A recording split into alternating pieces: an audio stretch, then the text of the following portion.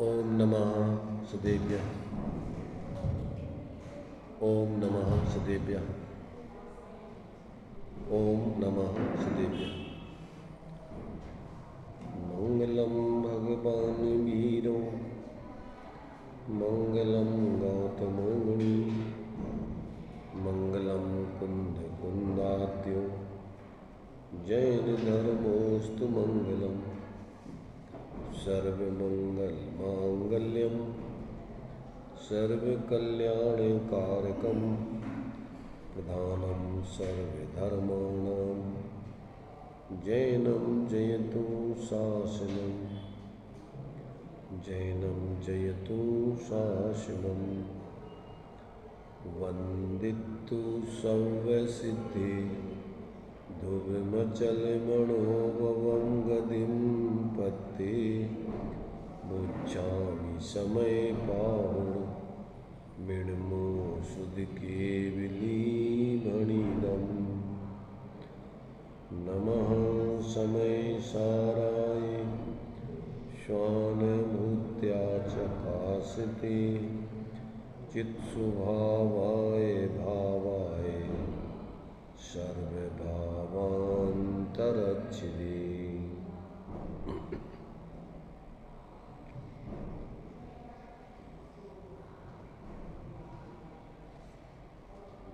संबर अधिकार में गाथा 187, 88, 89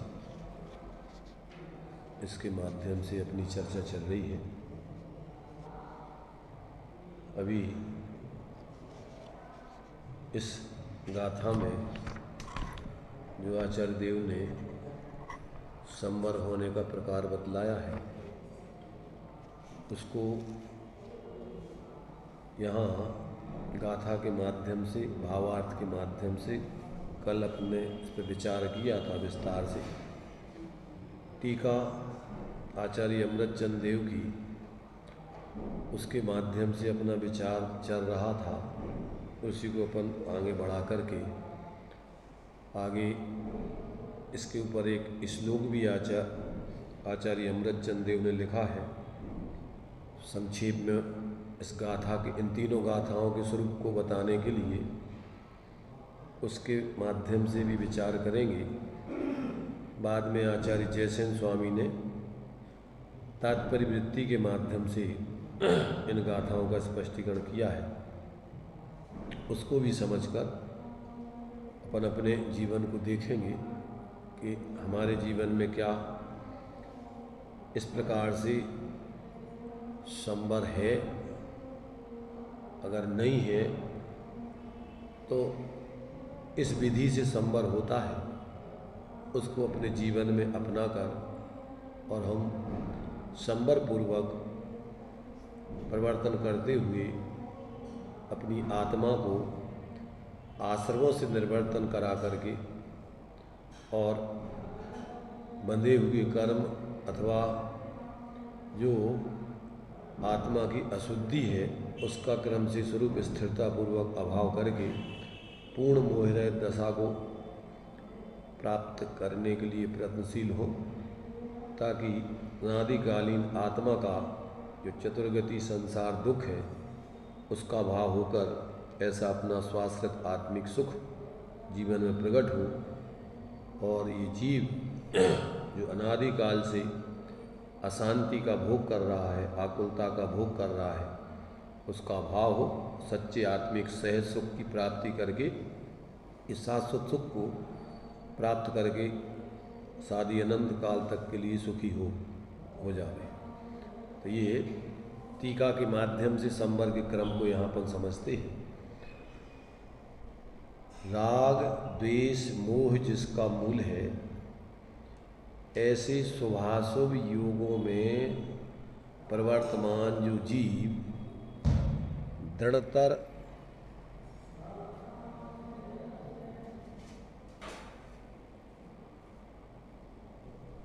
निकल गया, क्या होगा, कहाँ से होगा, निकल गया, कम हो गया थोड़ा, क्या होगा।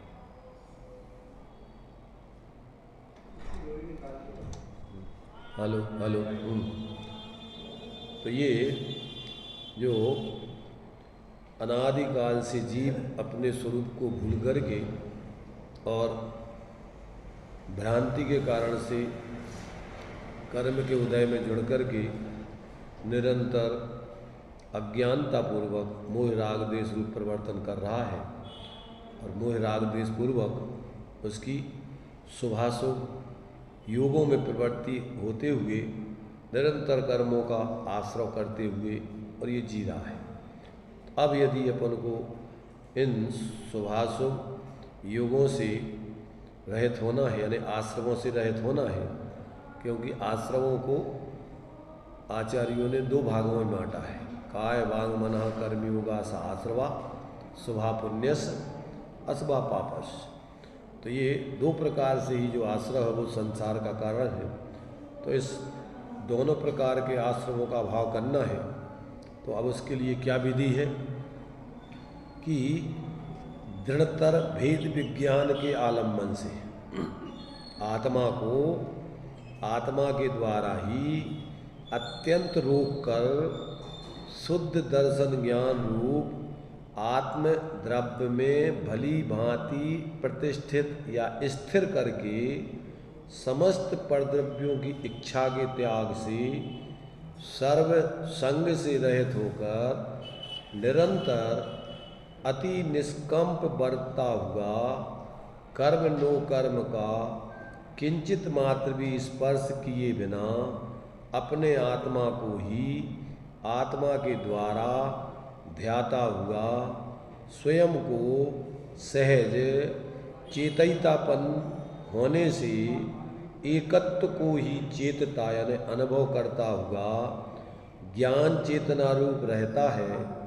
वह जीव वास्तव में एकत्व चेतन द्वारा अर्थात एकत्व के अनुभवन द्वारा परद्रव्यों से अत्यंत भिन्न चैतन्य चमत्कार मात्र आत्मा को ध्याता हुआ दर्शन ज्ञानमय आत्मद्रव्य को प्राप्त होता हुआ शुद्ध आत्मा की उपलब्धि होने पर समस्त परद्रव्यमयता से अति निष्क्रांत होता हुआ अल्पकाल में ही सर्व कर्मों से रहित आत्मा को प्राप्त करता है।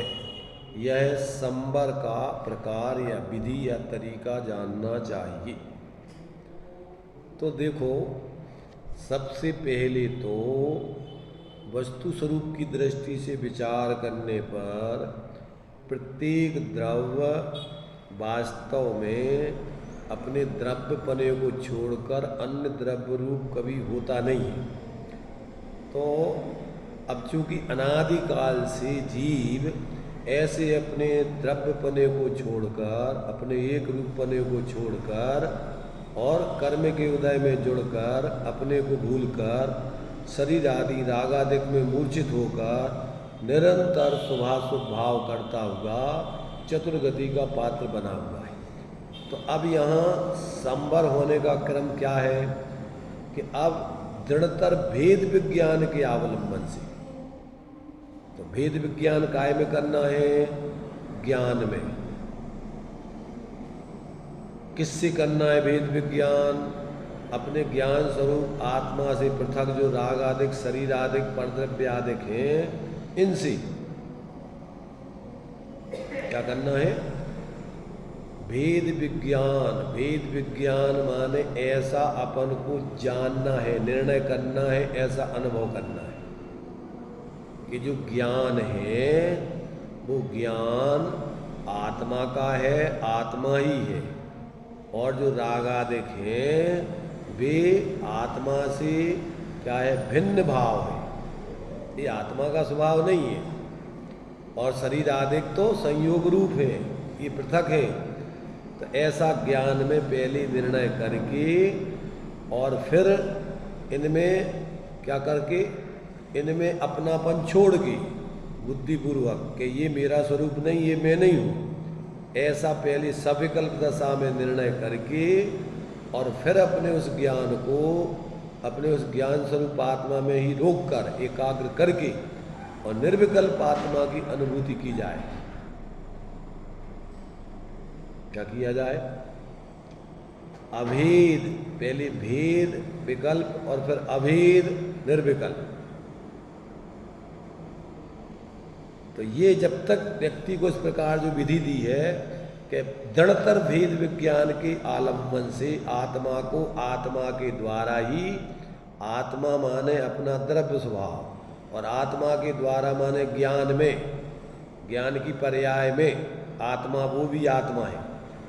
आत्मा का लक्षण उपयोग है, तो ऐसे उस उपयोग रूप आत्मा के द्वारा जो अपना ज्ञान स्वरूप आत्मा है, तो उस आत्मा को आत्मा के द्वारा ही अत्यंत रोक कर, काय में गे रागादिक से उपयोग को वहाँ से हटाकर रोक कर और शुद्ध दर्शन ज्ञान स्वरूप, दर्शन ज्ञान रूप आत्मद्रव्य में क्या करना? ऐसे अपने ज्ञान दर्शन लक्षण से लक्षित वो उधर जो अपना ज्ञान दर्शन उपयोग जो अभी शरीर आदि रागादिक में जुड़ रहा था, उनको ही जान रहा था, उनमें ही एकत्व मत कर रहा था, अब उस ज्ञान को वहाँ से रोककर और अपने शुद्ध दर्शन ज्ञान स्वरूप निज आत्मद्रव्य में भली भांति स्थिर करके, क्या करके?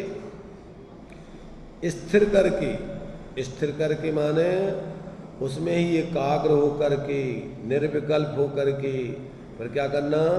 समस्त परद्रव्यों की इच्छा के त्याग से सर्व संग से रहित होकर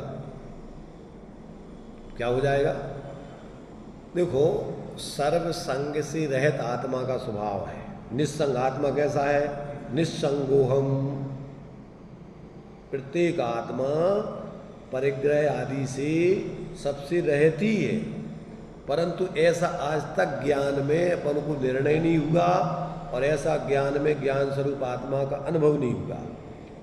इसलिए ये अपन को भेद विज्ञान करके ऐसा स्वरूप को अपने ज्ञान में निर्णय करके अनुभव करना है, ग्रहण करना है। तो ऐसा जो है यहाँ पर सर्व संग से माने संपूर्ण परद्रव्यों की इच्छा के त्याग से सर्व संग से रहित होकर काय में अपने ज्ञान में निरंतर अति निष्कंप बढ़ता हुआ, कैसा?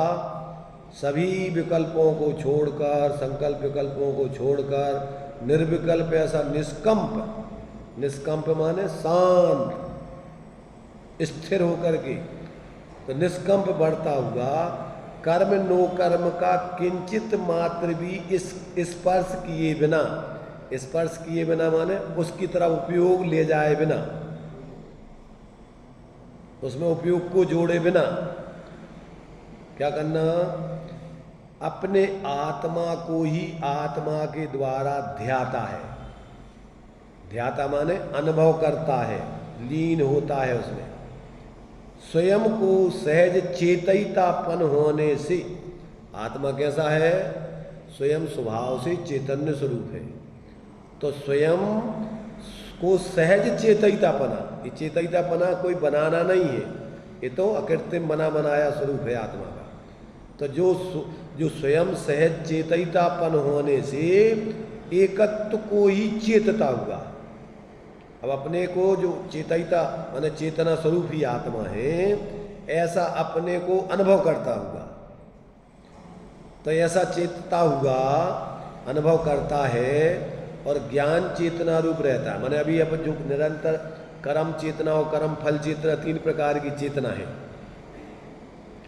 कर्म चेतना और कर्म फल चेतना के अज्ञान चेतना के दो भेद हैं। एक मूल में दो चेतना है, एक ज्ञान चेतना, एक अज्ञान चेतना। अज्ञान चेतना के दो भेद हैं, एक कर्म चेतना, एक कर्म फल चेतना। कर्म चेतना किसे कहना? ज्ञान के अलावा मैं कुछ और करता हूँ, कर रहा हूँ, किया है, ऐसा जानना, ये कर्म चेतना है।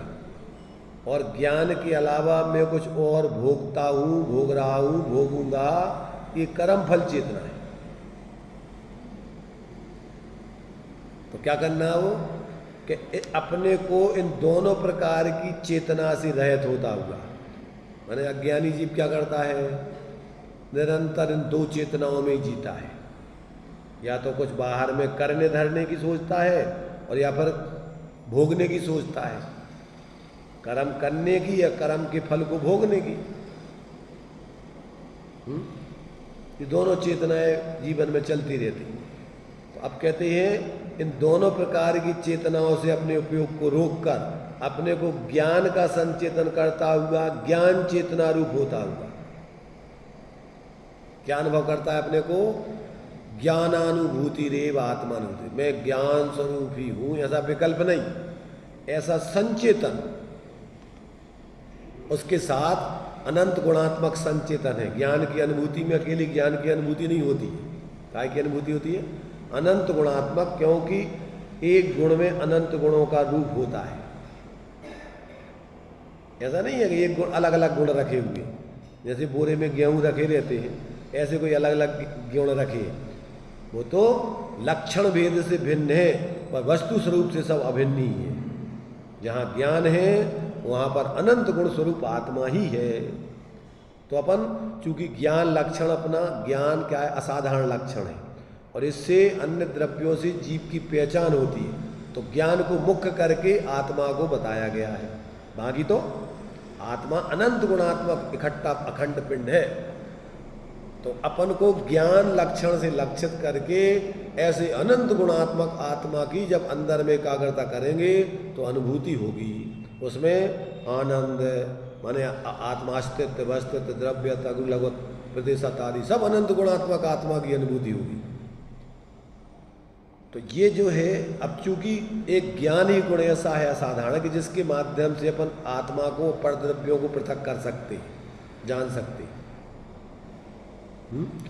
तो ये यहाँ आज तक जीव ने ऐसा भेद विज्ञान नहीं किया, अज्ञानता पूर्वक जी रहा है।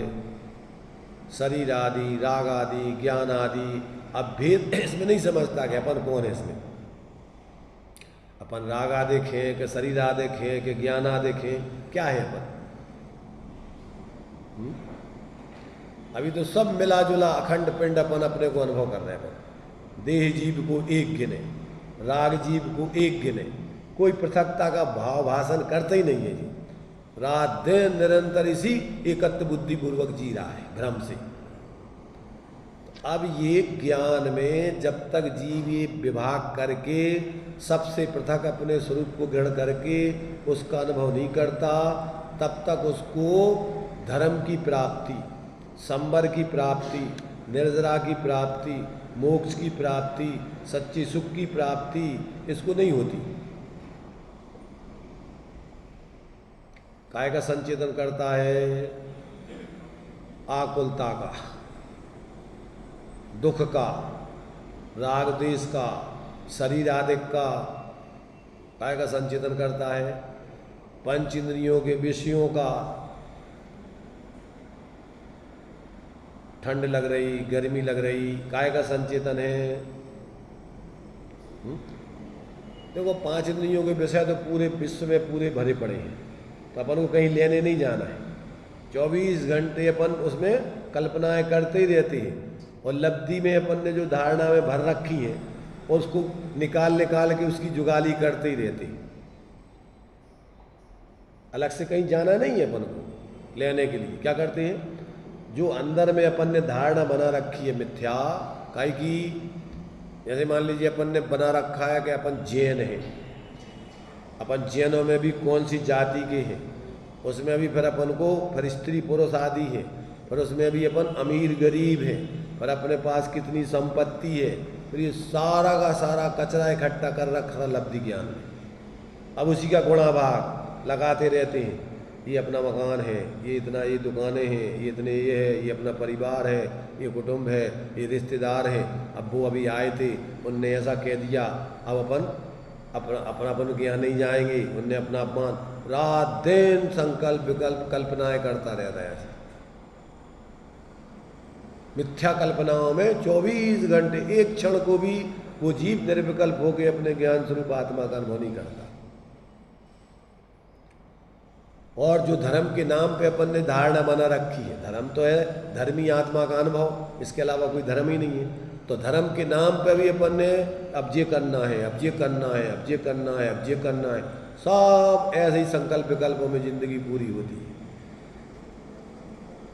अब आज से अष्टांग लग गई। अब क्या करना है अष्टांगों में?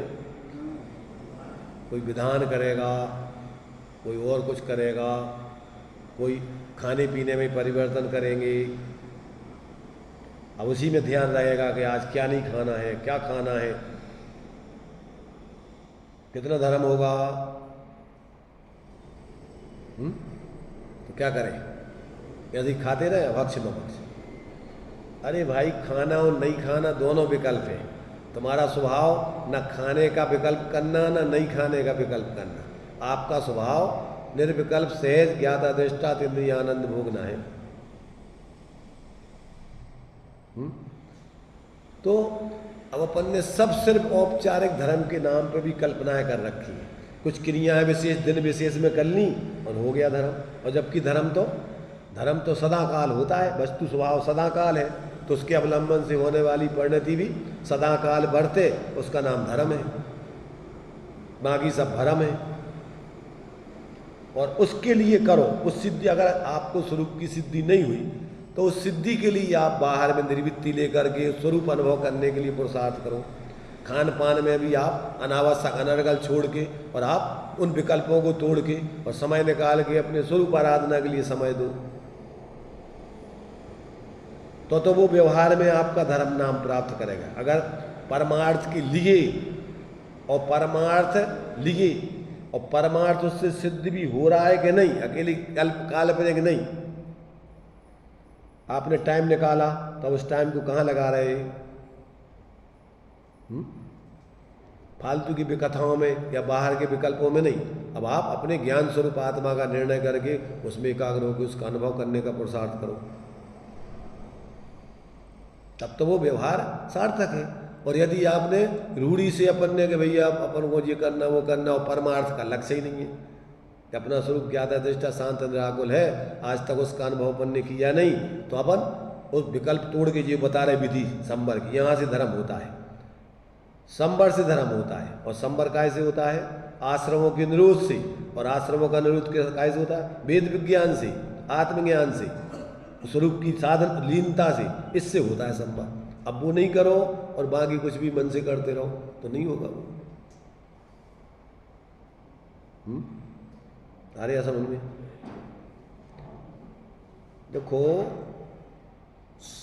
प्रत्येक व्यक्ति को खुद ही ये सब तत्वों का निर्णय करके अपने जीवन में प्रैक्टिकल करके जीना है।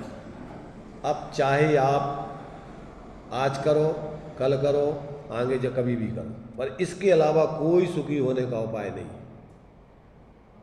अपने उस एकत्व भक्त आत्मा से जुड़ के जीना, उसमें ही पूर्ण लीन होके जीना, ये धर्म है। और बाकी उसको भूल के जो कुछ भी करते रहना, वो सब भ्रम है।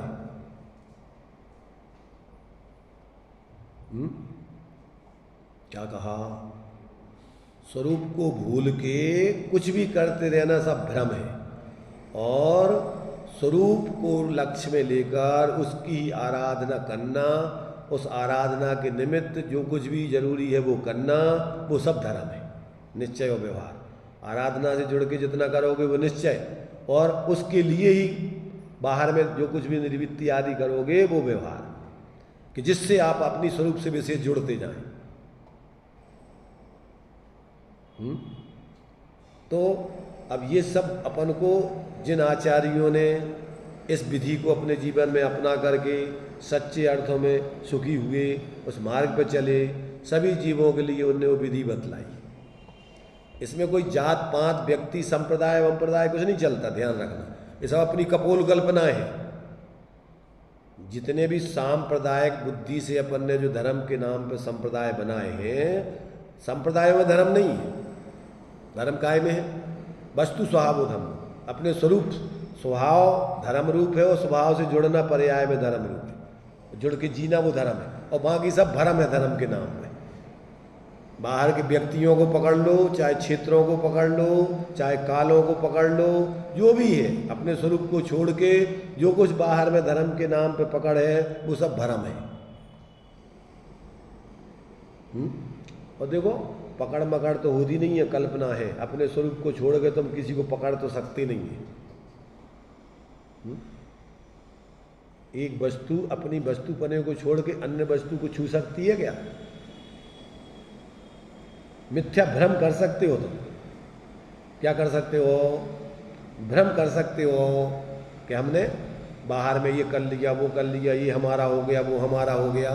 ये सिर्फ भ्रम पैदा कर सकते, और आज तक यही किया है अपन ने। क्या क्या किया आज तक? या बुद्ध सेती निज न जानो भ्रम गिणो हितकार। काय में धर्म माना, काय में सुख माना? भ्रम में। और उसमें सुख तो हुआ ही नहीं। कल्पनाओं में कोई सुख तो आता नहीं है। कल्पनाओं में तो तड़पना होता है। कल्पना माने तड़पना, आकुलता होती है उसमें। उसमें कोई शांति नहीं मिलती कल्पनाओं में। आत्मा का स्वरूप काल्पनिक नहीं है। आत्मा का स्वरूप तो सहज स्वाभाविक है। और जब आप सहज स्वाभाविक जीवन जियोगे तभी जीवन में शांति आएगी। अभी अपन को जब में ऐसा लगता नहीं है, जब तक आयु है, पुण्य का उदय है, आराम से अपन ऐसा लगता है कि बस ठीक है, जिंदगी पूरी हो ही रही है। ये नहीं लगता है कि यहाँ के बाद अपन को कहाँ जाना है। अगर अपन ने अपना ठिकाना नहीं किया तो कहाँ जाएंगे? कहाँ जाएंगे? देखो, परमार्थ से तो अपन अपने स्वरूप को छोड़ के कहीं जाना नहीं है, परंतु बाहर में जब स्वरूप को ग्रहण नहीं करोगे, आप अपने वास्तव में तो अपने स्वरूप को वस्तु छोड़ दी नहीं है। अब ऐसा अपन को होश तो है नहीं है। अभी तो अपन को लग रहा है कि जैसे अपन मनुष्य है और ये सब अपन है सब अपना है। ऐसे जहाँ अब भाव तो अपन मिथ्यात्व ज्ञान का सहाय कर ही रहे हैं। तत्संबंधी आश्रय बंध कर्मों का हो रहा है। उसके निमित्त से जहाँ की आयु बंधेगी उस पर्याय में चले जाएंगे, उस पर्याय में जाएंगे और वहाँ फिर नई तरीके से गिनती गिनेंगे। त्रियंश बन गए तो त्रियंश में जो त्रियंश बन गए उसकी व्यवस्था देखेंगे। क्या करेंगे बताओ? जब तक अपन अपने स्वरूप से नहीं जुड़े तब तक तो 24 घंटे बाहर ही के संकल्प विकल्पों में जीते रहते और उसमें आकुलता आकुलता आकुलता के अलावा कोई एक क्षण को चैन शांति मिलती नहीं है क्या शांति? अभी अपन 24 घंटे एक क्षण के लिए भी क्या शांति से जीते हैं क्या?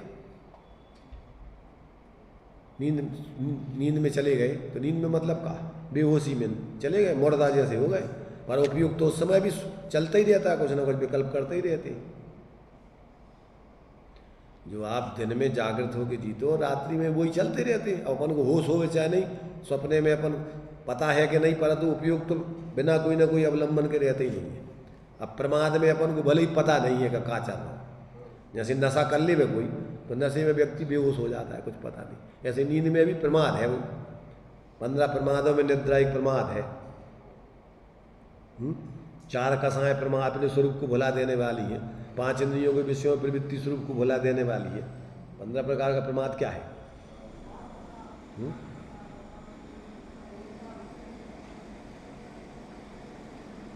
है? 4 विकथा, 4 कसाएं, 5 इंद्रियों के विषय, निद्रा और इसने पर में अपना पर के प्रति लगाव बना रहा है तो अपने को भूले रहोगे। ये सब अपने स्वरूप की असावधानी करने वाली ये चीज़ें सब। बाहर में देखने में अच्छा लग रहा है, अब 24 घंटे अब अपने पास मोबाइल है, टीवी है, तो रात दिन अपन लगे ही रहते सब। और पूरे विश्व की सारी घटनाएं दुर्घटनाएं सब अपने मोबाइल में आती रहती, और वो भी सब एक काल्पनिक व्यवस्था है अज्ञानता में। और उसी में अपन संकल्प विकल्प करते रहते हैं, ये बहुत गलत हो गया, ऐसा नहीं होना, उसने ऐसा कर दिया, उसने ये कर लिया, उसने वो कर दिया। सब वैसे जब तक जानकारी नहीं है तब तक विकल्प नहीं होती। पहले लोग अपन सोच रहे कि अपन ने बहुत विकास कर लिया। पहले के लोग मूर्ख थे, कुछ नहीं जानते थे। गांव के गांव में रहते, ज़्यादा उनको कोई समाचार इधर की मिलती नहीं थी। आराम से जहाँ रह रहे हैं अपने बढ़िया शांति से अपने जी रहे हैं, जितना ज़रूरत है उतना किया, और फ्री ही आपस में एक दूसरे से प्रेम से एक दूसरे का सहयोग कर रहे हैं। अब अपने पास टाइम ही नहीं है।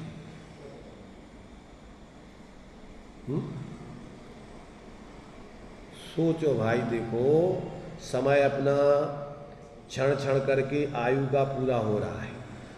क्योंकि एक तो अपना आयु पूरी होती है जब पूर्ण मरण उसको वर्तमान पर्याय के छूटने को बोलती है। एक होता आबीच का मरण, प्रति समय आयु के निशी खिर रहे, जन्म के साथ ही मरण चालू हो जाता है।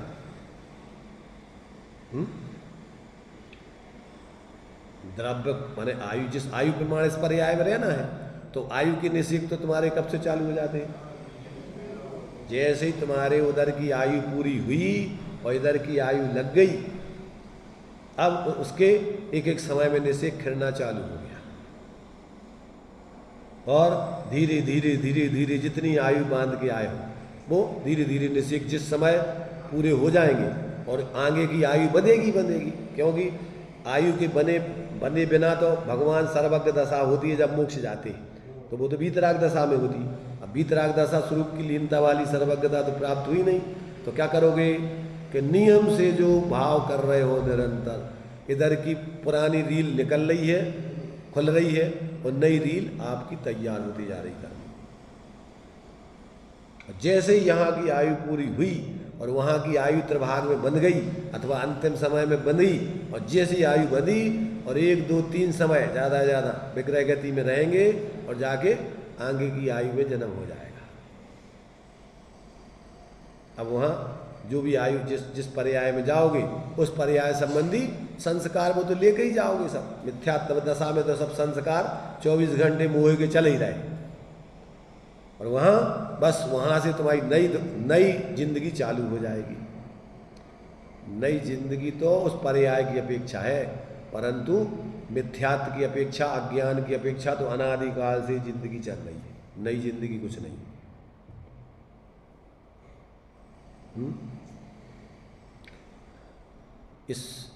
ये जो अपन चर्चा कर रहे हैं, कितने लोगों को सुनाई दे रही और कितने लोग उसको समझ रहे हैं?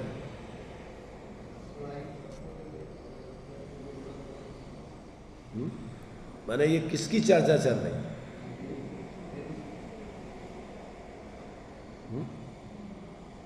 अरे अपन ताश भगण की है बहु कथा, प्रत्येक जीव की कहानी है अज्ञान दशा में।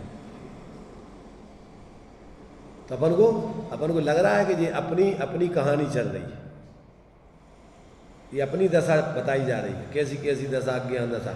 जब तक ये भेद विज्ञान करके अपने जीवन में स्वरूप से जुड़ के संपर्क की प्रक्रिया अपनाकर निर्जरा की प्रक्रिया पूर्वक मोहरहित दशा नहीं होगी, तब तक यही पूरी की पूरी श्रृंखला चलती रहती। पंच परावर्तन में कई बार राउंड, क्योंकि उससे ज़्यादा देखो एक सीमा तक व्यक्ति, एक संसार माने संसरण माने राउंड, जैसे वो 84 दरवाजों वाला महल बनाया है,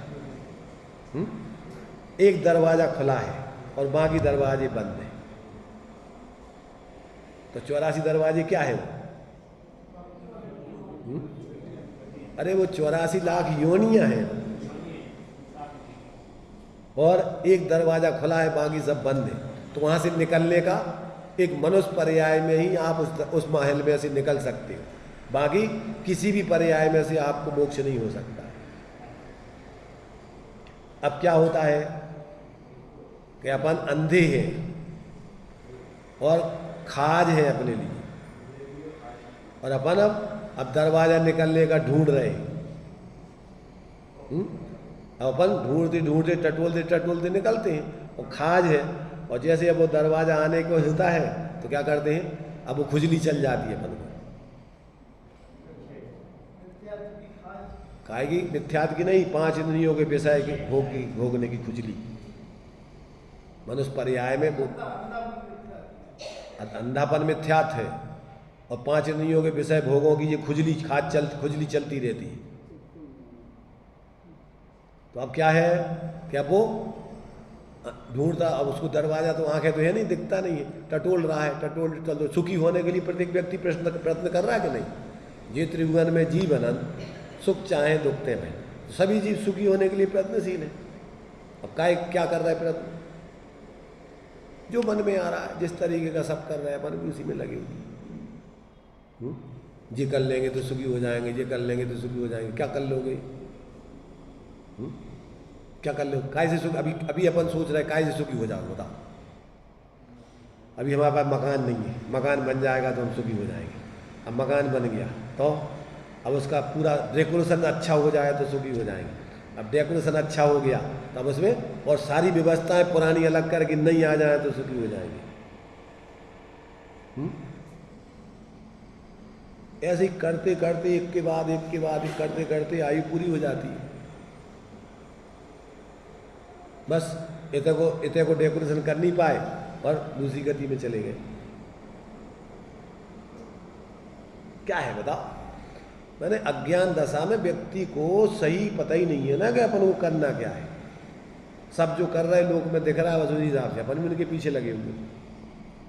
तो ये जो है कि जब तक जीव वास्तव में दृढ़तर भेद विज्ञान के द्वारा अपने आत्मा से आत्मा को आत्मा के द्वारा ही अत्यंत रोक कर शुद्ध दर्शन ज्ञान स्वरूप आत्मद्रव्य में भली भांति प्रतिष्ठित स्थिर करके समस्त परद्रव्यों की इच्छा के त्याग से सर्व संग से रहित होकर निरंतर अति निष्कंप बढ़ता हुआ कर्म नो कर्म का किंचित मात्र भी स्पर्श किए बिना अपने आत्मा को ही आत्मा के द्वारा ध्याता हुआ स्वयं को सहज चेतैतापन होने से स्वयं को सहज चेतैतापन होने से एकत्व को ही चेतता यानी अनुभवता है। आत्मा स्वभाव से ही चैतन्य स्वरूप है। तो अब उसका जब स्वभाव से चेतन स्वरूप है तो जब अपना ज्ञान उस एकत्व आत्मा में अपना जुड़ेगा तो एकत्व रूप अपने चेतन पने का ही अनुभव करता होगा। क्या करता होगा? उस एकत्व को ही चेतता अनुभव करता है। ज्ञान चेतना रूप परिणमित होता रहता है। वह जीव वास्तव में एकत्व चेतन द्वारा अर्थात एकत्व के अनुभवन द्वारा परद्रव्य से अत्यंत भिन्न चैतन्य चमत्कार मात्र आत्मा को ध्याता हुआ शुद्ध दर्शन ज्ञानमय आत्मद्रव्य को प्राप्त होता होगा। कहाँ प्राप्त होता होगा? कहाँ प्राप्त होता होगा चैतन्य स्वरूप आत्मा को?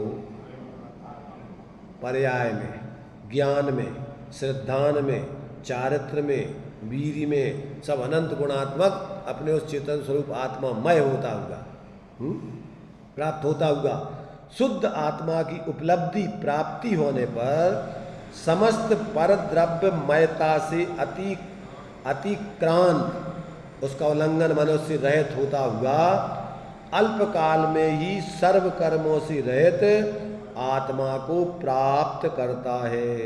यह संवर्ग का विधि या प्रकार या क्रम जानना चाहिए। संपूर्ण आश्रमों से रहित होने की विधि बता रही। संवर माने आश्रमों का अभाव और निर्जरा और मोक्ष माने बंध का संपूर्ण अभाव। आश्रमों के अभाव पूर्वक संवर निर्जरा से मुक्ति की प्राप्ति होती। माने आश्रमों का अभाव संवर है और बंध का अभाव निर्जरा और मोक्ष है। एक देश बंध का अभाव निर्जरा है और पूर्ण बंध का अभाव मोक्ष है। या एक देश मोक्ष का नाम निर्जरा है और पूर्ण निर्जरा का नाम मोक्ष है। एक देश मोक्ष का भाव निर्जरा और पूर्ण निर्जरा का अभाव, पूर्ण निर्जरा माने मोक्ष, पूर्ण कर्मों से रहित हो जाना उसका नाम मोक्ष है। तो ये जो है देखो भाव कर्म और द्रव्य कर्म और नो कर्म आगे की 3 गाथा में उसको दिया है क्रम से इन्होंने। तो इस प्रकार से ये भावार्थ अपन ने पढ़ लिया था। कलश में भी इसी बात को संक्षेप में आचार्य अमृतचंद ने स्पष्ट किया है। देखो उसको भी पढ़ते अपन। निज महिम रतानाम भेद विज्ञान सत्या भवति नियत मेषाम शुद्ध तत्वोपलम्भा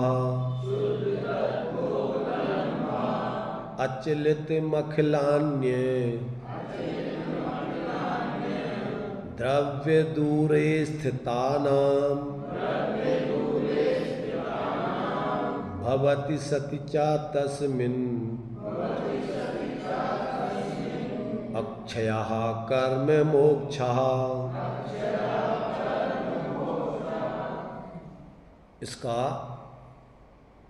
पंडित बनारसी दास जी ने नाटक समय सार में जो सवैया 23 लिखा है, इसको भी पढ़ते हैं, देखिए, इसमें सरल भाषा में उसका अर्थ स्पष्ट होता है।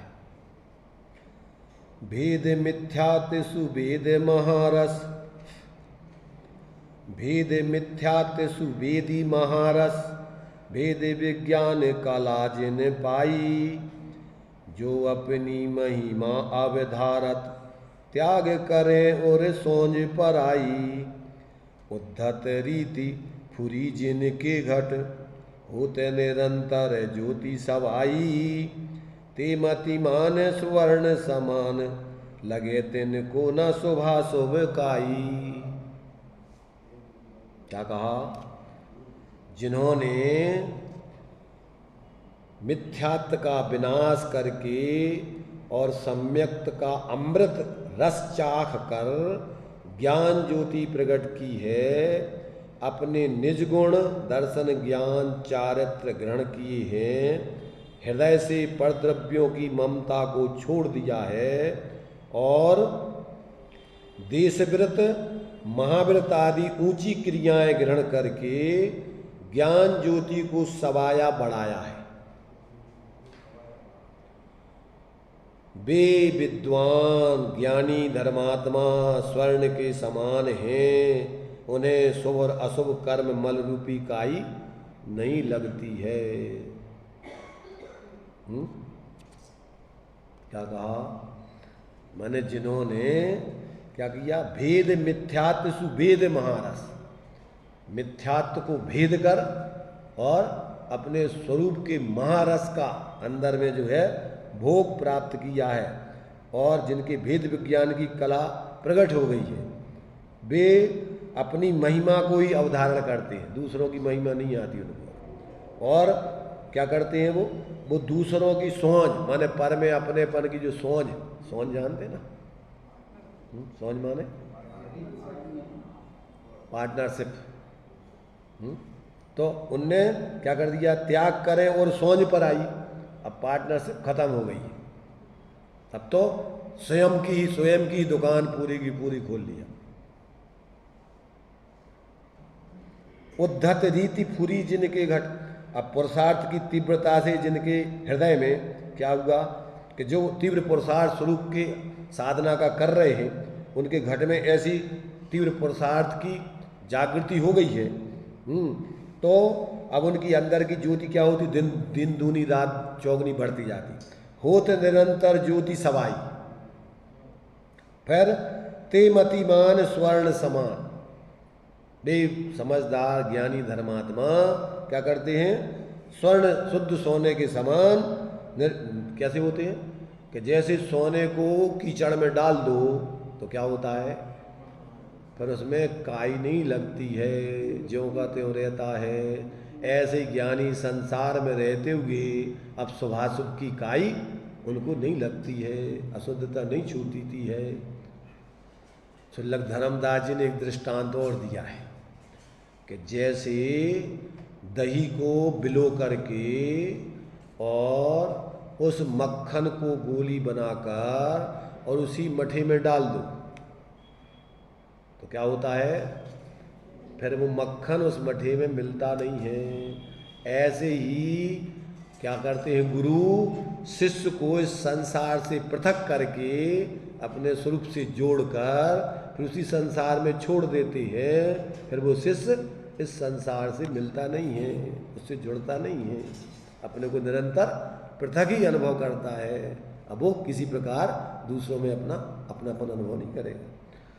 तो यहाँ पर ये कहते हैं, देखिए इस श्लोक का अर्थ इसमें गाथा इसमें अपन ग्रंथ में देखें, जो भेद विज्ञान की शक्ति द्वारा अपनी स्वरूप की महिमा में लीन रहते हैं, उन्हें नियम से शुद्ध तत्व की उपलब्धि होती है। और शुद्ध तत्व की उपलब्धि होने पर क्या करते हैं? अचलितम अखिल अन्य द्रव्य दूरे स्थिता नाम, अचलित रूप से समस्त अन्य द्रव्यों से दूर बरतते रहते हुए ऐसे उनके अक्षया कर्म मोक्षा भवती। अक्षय, जिसका कभी क्षय नहीं होता है, नाश नहीं होता है, ऐसे शाश्वत मोक्ष को प्राप्त करते हैं।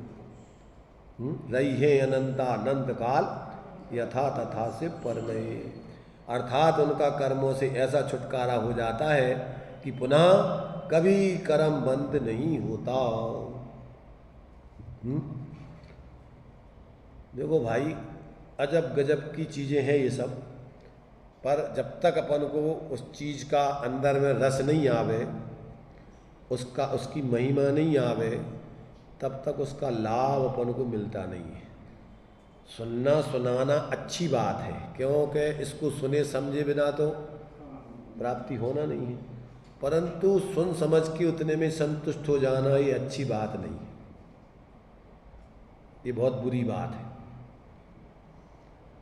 जब तक अपने लिए उस स्वरूप की उपलब्धि अनुभूति ना हो और पूर्णता नहीं हो, अकेली अनुभूति हो गई उतने में संतुष्ट नहीं, जब तक उसकी पूर्णता नहीं हो तब तक ज्ञानी कहीं भी संतुष्ट नहीं होता, कहीं रुकता नहीं है, कहीं किसी प्रकार क्या है अपने स्वरूप से विचलित नहीं होता, 24 घंटे सावधान रह करके जीता है। पर जो लोग अभी इस बात को सुनते ही नहीं हैं, उनको तो इस क्या अपन को कोई कार्य करना है भी, वो तो कुछ है ही नहीं, वो तो प्राप्त पर्याय में तन्मय होकर रात दिन उसी में मस्त रहते। और जो आते भी हैं औपचारिकता रूप में सुनते भी हैं, तो उनको भी वास्तव में लाभ नहीं होता है। अगर मान लीजिए कि धर्म बुद्धि से नहीं आए और सिर्फ देखा देखी रूढ़ी से, परंपरा से, अन्य किसी प्रयोजन से, सांप्रदायिक बुद्धि से, इससे कोई फायदा नहीं होगा।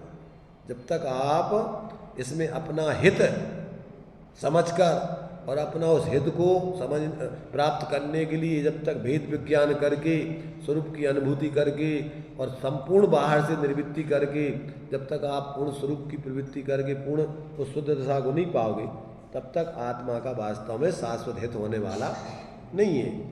तो ये अपन को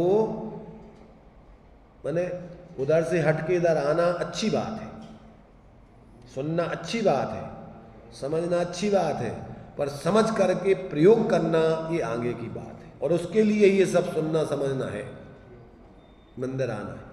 और अगर वो नहीं करते तो आपका ये औपचारिक पने में जीव ने अनंत बार ये सब कर लिया, उससे कुछ नहीं हुआ, पंच परावर्तन का ही पात्र बना रहा।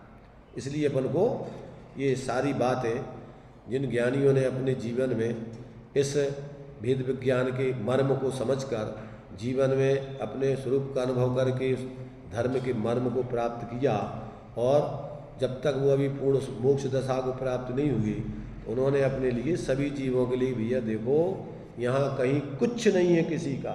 जब तक आप अपने से नहीं जुड़ोगे तब तक तुम्हारा जीवन बिल्कुल बेकार है, आसार है, एक प्रकार से मुर्दापन है, मृतक समान है।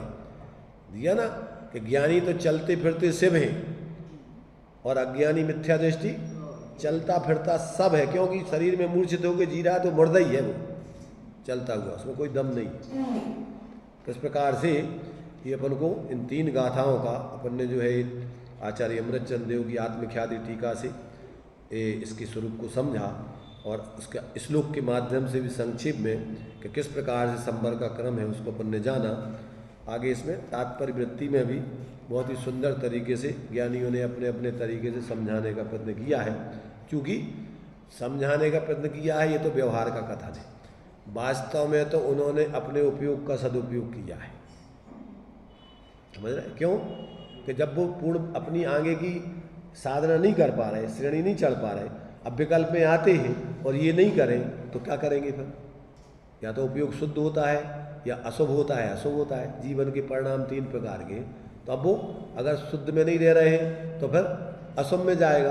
तो उससे अपने बचने के लिए, स्वरूप के नज़दीक बने रहने के लिए और बार बार अपने स्वरूप में निर्विकल्प होने के लिए कि उन्होंने तो मूल में तो अपना वास्तव में स्वार्थ साधा है। अब इसमें अन्य जीवों का भी स्वार्थ सज जाए तो अच्छी बात है, और नहीं तो वो तो अपना अपनी भूमिका अनुसार साधना करके आगे चले गए। अब आगे जो भी अभी उनकी कमी है वो आगे आके पूर्ति करेंगे।